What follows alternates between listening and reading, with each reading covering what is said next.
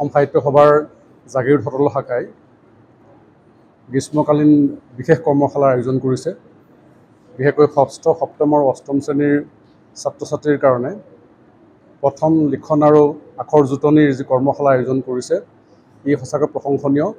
আজিৰ প্ৰজন্মই আচলতে সঁচা কথা ক'বলৈ গ'লে ভালকৈ লিখা বা পঢ়া বুলি ক'লে অকণমান মানে আমনি পায়, তেওঁলোকে এলাহ কৰে। আৰু বিশেষকৈ বানানৰ ক্ষেত্ৰত আমি প্ৰায়ে দেখা পাওঁ যে তেওঁলোকৰ যথেষ্ট মানে লেকুনা থাকে, অভাৱ থাকে। আৰু এই ক্ষেত্ৰত মই জাগীৰোড শাখা সাহিত্য সভাই যিটো পদক্ষেপ লৈছোঁ তাৰ কাৰণে মই তেওঁলোকক শলাগ লৈছোঁ, প্ৰশংসা কৰিছোঁ। মই আশা কৰিছোঁ এই এসপ্তাহৰ যিটো কৰ্মশালা হ'ব, ইয়াৰ জৰিয়তে ছাত্ৰ ছাত্ৰীসকলে বিতংভাৱে অভিজ্ঞসকলৰ পৰা জানিব পাৰিব। আৰু বিশেষকৈ আখৰ লিখনি জোটনি কৰাৰ ক্ষেত্ৰত, লিখন ক্ষেত্ৰতে হওক বা পঠনৰ ক্ষেত্ৰতে হওক, স্পষ্টতাৰ প্ৰয়োজন। লিখনি শুদ্ধ হ'ব লাগে আৰু ইয়াৰ জৰিয়তে তেওঁলোকে ভৱিষ্যতে নিজৰ দক্ষতা বৃদ্ধিৰ ক্ষেত্ৰত তেওঁলোকৰ সহায় হ'ব। আজিকালি দক্ষতা বৃদ্ধিত যথেষ্ট গুৰুত্ব দিয়া হয়।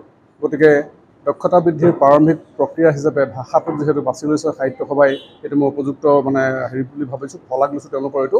আৰু মই আশা কৰিছোঁ ইয়াৰ জৰিয়তে ছাত্ৰ ছাত্ৰীসকলে ভৱিষ্যতে নিজৰ ভাষাটোৰ শুদ্ধতা প্ৰকাশ কৰাৰ ক্ষেত্ৰত সমৰ্থ হ'বলৈ সক্ষম হ'ব। ধন্যবাদ।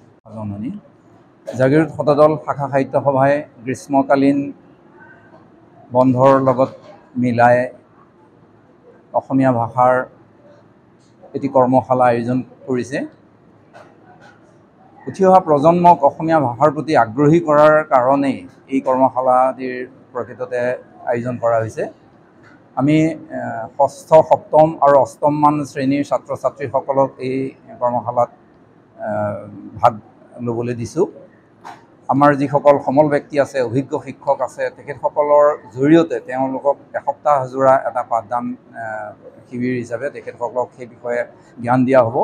আজিকালি ল'ৰা ছোৱালীয়ে ভাষাৰ প্ৰতি শ্ৰদ্ধা হেৰুৱাই পেলোৱা নিচিনা বহু সময়ত দেখা পাওঁ। এখন আবেদন পত্ৰ তেওঁলোকে পঢ়িব নাজানে, সেইটো কাৰণেও লিখিব নাজানে বুলি আমি ধৰোঁ। গতিকে এই গোটেই ব্যৱস্থাটো সাহিত্য সভাই উদ্যোগ ল'ব লাগে বুলি মই ভাবোঁ। আৰু আমি শাখাৰ জৰিয়তে এইটো এটা শুভাৰম্ভ বুলি মই অনুভৱ কৰিছোঁ।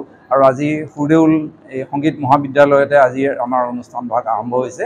আৰু সকলোৱে যদি উপকৃত হয়, আমাৰ শ্ৰম সাৰ্থক হ'ব।